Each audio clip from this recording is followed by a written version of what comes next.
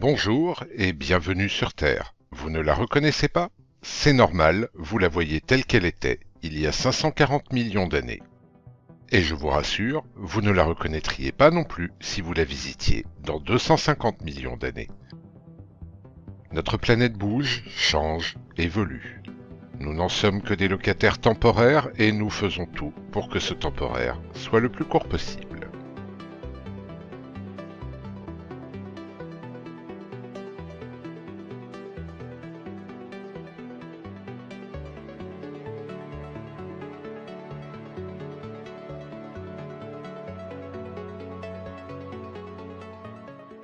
La dérive des continents a constamment modifié l'aspect de notre planète et continuera à le modifier. Voici un rapide aperçu du chemin, souvent accompagné de cataclysmes, qui a mené au monde tel que nous le connaissons. Au cours des 4 milliards et demi d'années écoulées, notre planète a connu 4 ères géologiques. L'AD1, de sa formation jusqu'à 4 milliards 30 millions d'années. La planète est alors une boule de magma impropre à toute forme de vie. Ensuite, le précambrien voit la vie éclore en douceur dans les océans. Il s'arrête il y a 544 millions d'années. De nombreuses hypothèses circulent quant à l'origine des premières cellules vivantes, depuis l'apparition de ces cellules dans une soupe primordiale océanique, jusqu'à la panspermie, idée selon laquelle les cellules auraient atteint la Terre lors d'impacts de météorites transportés par ces derniers.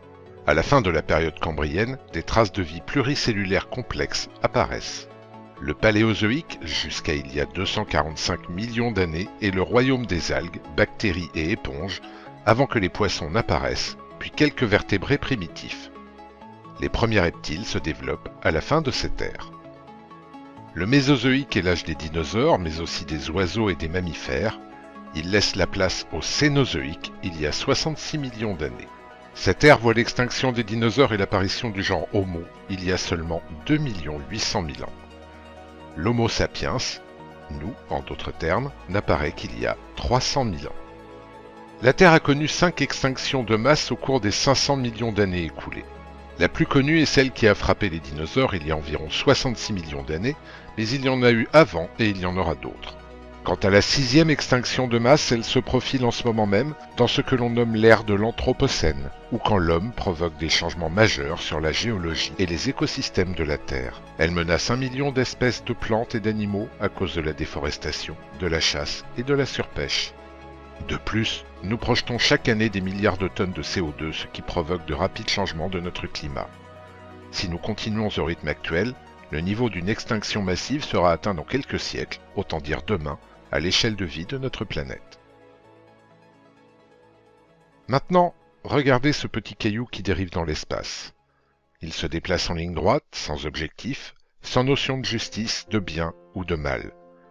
Il ne connaît pas non plus les frontières, les religions, les pigmentations de peau, ni les préférences sexuelles. Il avance, paisiblement, comme il le fait depuis des millions d'années. À l'échelle cosmique, il est insignifiant, à peine une particule élémentaire dans un macrocosme qui le dépasse. Et pourtant, si ce banal caillou venait à croiser le chemin de notre planète, c'en serait terminé de nos civilisations, de nos croyances, de nos ambitions, de nos amours comme de nos haines.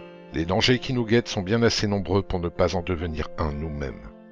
Moins spectaculaire et immédiat, mais tout aussi radical, le réchauffement climatique aura des conséquences dramatiques sur le vivant, humain compris. Les déséquilibres engendrés par un changement de 1 degré de la température terrestre sont énormes, et les scientifiques nous alertent aujourd'hui sur de possibles augmentations de 3 degrés sous un siècle. On nous parle souvent de sauver la planète, mais comme nous l'avons vu, la planète a existé sans la vie, sans nous, et elle existera bien après nous. Non, la planète Terre n'a pas besoin d'être sauvée. Ce qui doit être sauvé, c'est le vivant. Les scientifiques nous alertent sans succès depuis des décennies sur les dangers du dérèglement climatique.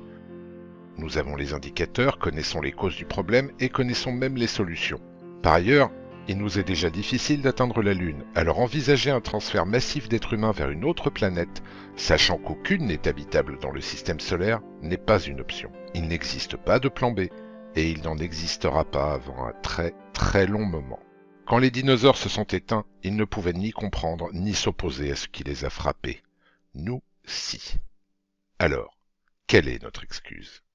Dans le prochain épisode, nous terminerons notre tour du système solaire en nous intéressant à la ceinture d'astéroïdes, aux objets transneptuniens et aux nuages de Oort. Nous partirons ensuite à la découverte de la Voie lactée, puis des différents types de nébuleuses, avant de plonger plus loin encore dans les merveilles du cosmos.